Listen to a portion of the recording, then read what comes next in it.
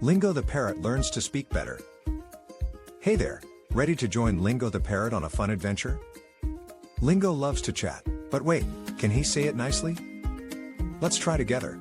Say, "Can I play with you, please?"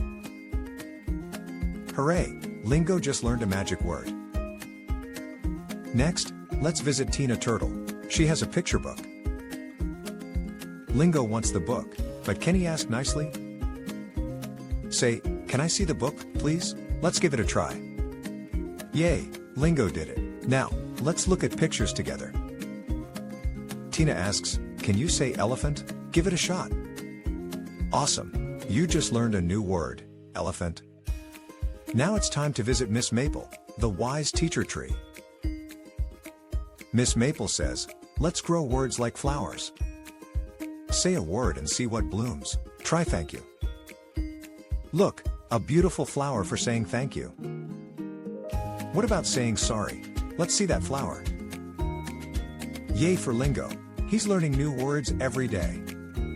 As the day ends, Lingo shares his love for words. Bella and Tina cheer him on. Keep talking kindly. Miss Maple reminds, use kind words, listen well. Remember, learning is all about practice. You can do it too.